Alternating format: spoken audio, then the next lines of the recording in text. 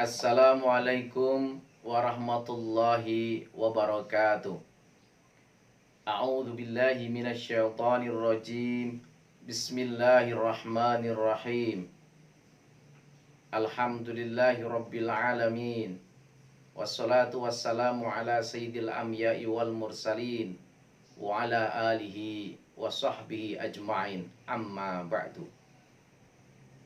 Para pemirsa, sahabat muslim di seluruh tanah air yang dimuliakan Allah Subhanahu wa taala. Alhamdulillah kita bisa bertemu kembali dalam rangka melanjutkan kajian kita, kajian kitab Bidayatul Hidayah.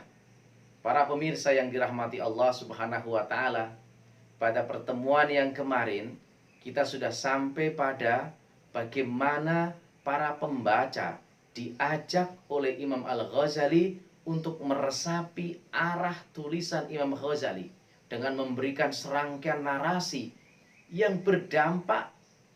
Pada awalnya para pembaca merasa ciut nyalinya dan ingin menghentikan kegiatan positif yang selama ini belum murni niat karena Allah. Tapi kemudian Imam Ghazali memberikan narasi baru dan menyemangati dengan membangkitkan, dengan memotivasi bahwa seorang yang bodoh itu diancam hukuman, akan disiksa oleh karena tidak mau belajar sama sekali, sekalipun. Tetapi orang pandai itu akan disiksa juga kalau sampai 1000 kali dia mengetahui atas ilmu yang dia kuasai, tetapi dia tidak mau melaksanakannya. Ini, saya kira ini adalah hiburan agar semua dari pembaca itu termotivasi untuk belajar. Belajar tentang ilmu apapun yang akan kita gunakan untuk kita mendekatkan diri kepada Allah Subhanahu wa taala. Para pemirsa yang dirahmati Allah Subhanahu wa taala. Kemudian kita pada sesi ini akan membahas tawaran Imam Ghazali yang ingin menampilkan bagaimana profil pelajar, profil santri atau profil dari para tolabul ilmi yang sedang atau akan mencari ilmu. Nah, ada 3 profil yang ditawarkan oleh Imam Ghazali. Saya akan lanjut untuk membacakan teksnya, kemudian nanti kita akan bersama-sama mencermatinya. Bismillahirrahmanirrahim. Ini kata Imam Ghazali, wa'lam annan nasa fi talabil ilmi ala salasati ahwalin. Wa'lam lan murosiro annanasa ing stuni menungso fi talabil ilmi ing dalem amrih ilmu ala salasati ahwalin ing ngatasi telu pira-pira tingkah. Imam Ghazali memberikan tesisnya kepada para pembaca bahwa dia menggambarkan seorang pelajar atau para pelajar itu digolongkan menjadi 3 kelompok utama.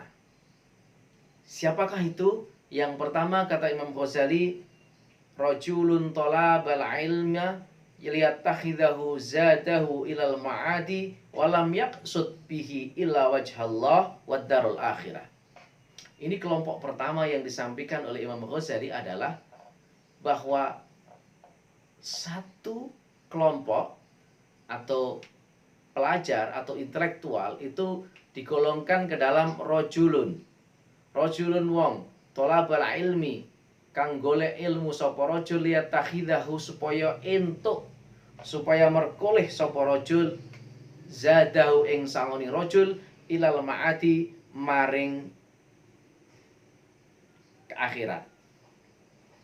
Walam yaksud lan ora nejo sapa rajul bi kelawan ilmune rajul illa angin nejo wajhallahi ing keridone Allah Subhanahu wa taala wa darul akhirah lan nejo ing desa akhirat. Fahada kata Imam Al-Ghazali minal faizin. Mongko utawi rajul iki iku minal faizin saking wong kang padha bejo. Para pemirsa yang dirahmati Allah Subhanahu wa taala, para pelajar, para intelektual, para santri, mari kita cermati apa yang disampaikan oleh Imam Al-Ghazali ini. Dikatakan oleh Imam Al-Ghazali bahwa kelompok pertama adalah mereka yang mencari ilmu dengan penuh harap sebagai bagian dari bekal mereka untuk mereka kembali ke kampung akhirat.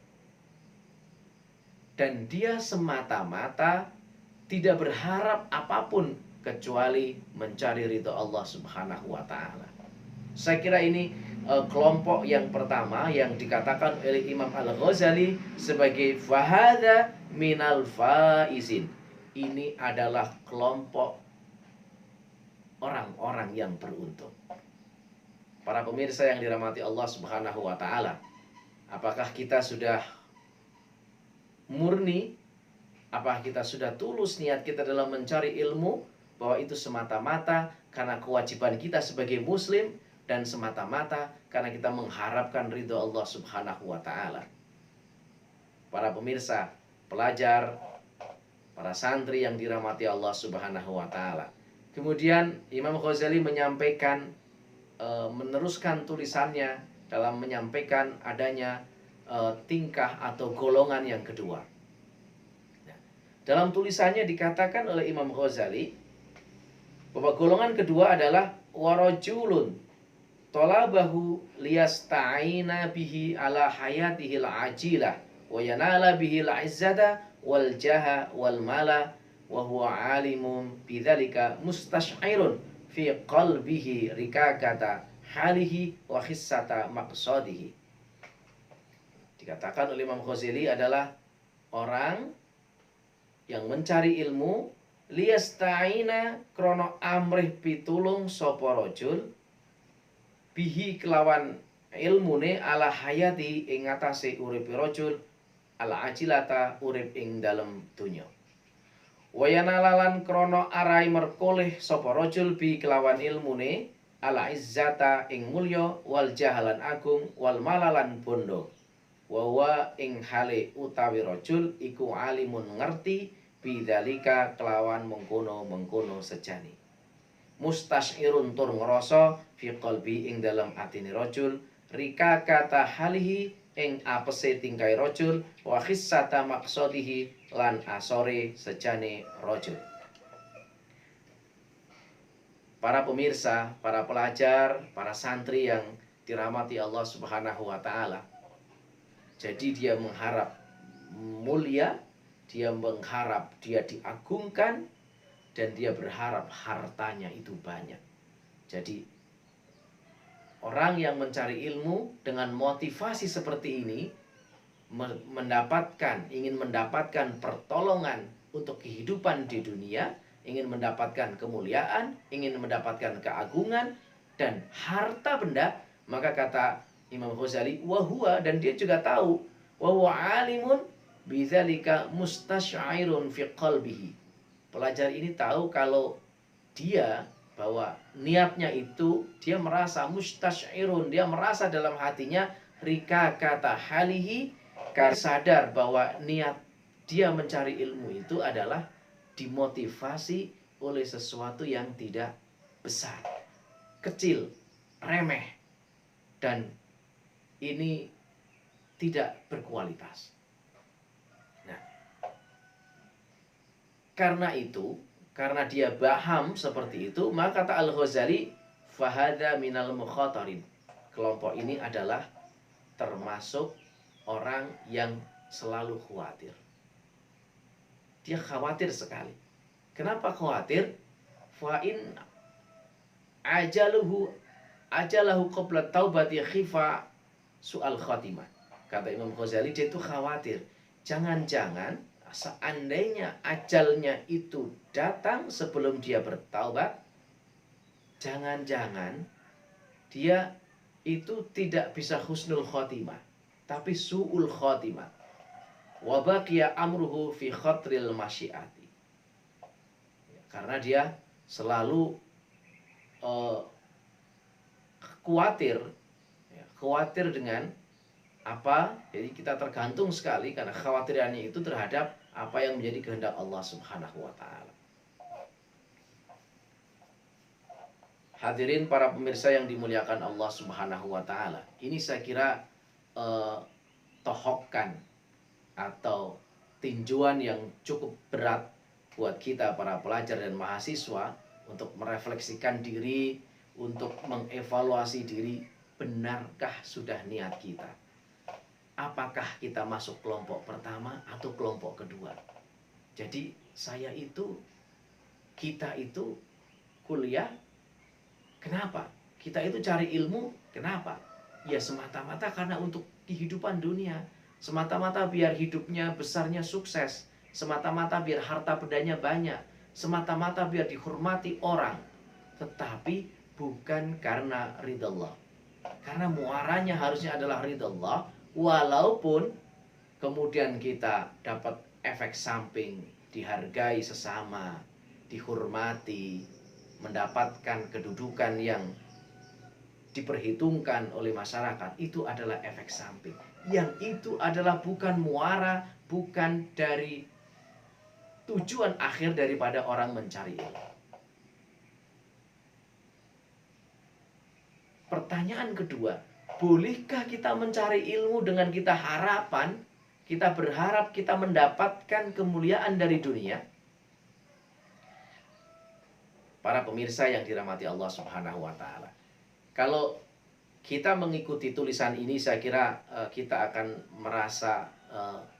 merasa terancam. Jangan-jangan kita termasuk juga dalam kelompok yang kedua, yang masih berharap atas kemegahan dunia, yang masih berharap atas reward atas dunia. Tapi kita perlu ingat, Imam Asy-Syafi'i juga pernah menyampaikan, artinya ini sebagai pembanding, sebagai penyeimbang terhadap tesisnya Imam Ghazali. Imam Syafi'i pernah menyampaikan juga,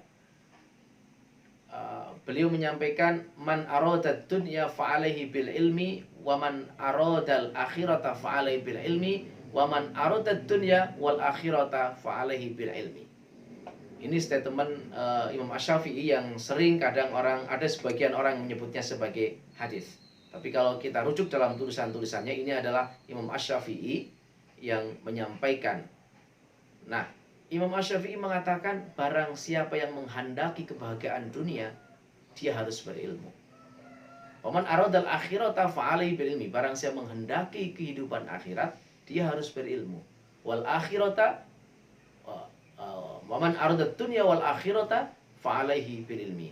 Dan barang siapa yang menghendaki kampung dunia atau kebahagiaan dunia dan kebahagiaan akhirat, maka dia harus berilmu. Para pemirsa yang dirahmati Allah Subhanahu wa Ta'ala, jadi saya kira kritik besar Imam Asy-Syafi'i ini, karena dengan gaya tulisannya yang begitu tajam, ini adalah gaya bahasa yang menurut saya adalah gaya bahasa seorang filosof dan seorang sufi yang ingin benar-benar menohok oleh para pembaca. Tapi kalau kita lihat referensi para ulama-ulama seperti Imam Asy-Syafi'i, sebenarnya berharap terhadap dunia itu boleh, tetapi bukan semata-mata kepada dunia. Karena muaranya adalah kita berharap kepada keridhaan Allah Subhanahu wa Ta'ala. Itu tingkatan yang paling tinggi yang diharapkan oleh Imam Al-Ghazali. Sehingga kalaupun toh kita berharap, kita sekolah, kita belajar besok mendapatkan penghidupan yang lebih baik, tetapi semata-mata penghidupan yang kita dapat, ilmu yang kita dapat, pangkat yang kita dapat semata-mata karena ingin menjalankan dan meraih ridha Allah Subhanahu wa Ta'ala. Itu saya kira tawaran yang paling rasional di era yang seperti ini.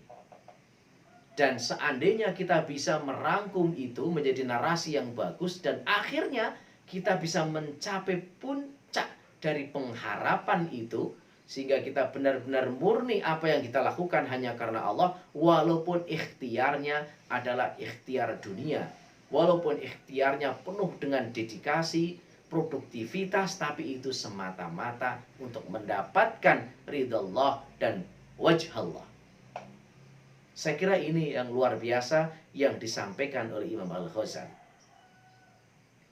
Para pelajar dan intelektual yang dirahmati Allah Subhanahu wa Ta'ala, saya berharap sekali dengan membaca profiling kedua dari Imam Al-Ghazali ini tidak kemudian membuat surut upaya kita dalam mencari ilmu lantaran kita belum 100% lurus dalam mengedepankan sebagai alasan untuk kita niat mencari ilmu.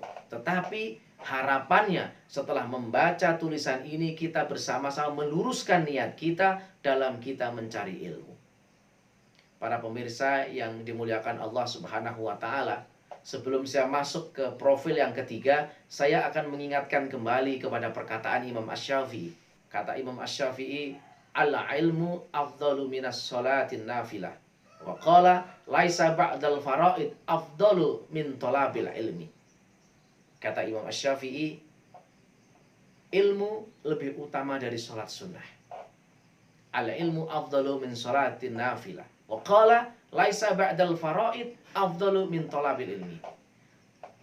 Kata Imam Asy-Syafi'i, setelah urusan wajib, ya, sholat dan lain sebagainya yang itu merupakan perkara wajib, maka yang lebih utama setelah itu dikerjakan adalah thalabil ilmi, mencari ilmu.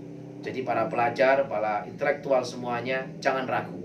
Kita terus untuk mencari ilmu dengan mengharap keridhaan Allah Subhanahu wa taala untuk mendapatkan kampung dunia dan kebahagiaannya, untuk bekal kita, menyiapkan kita menuju kampung akhirat yang abadan.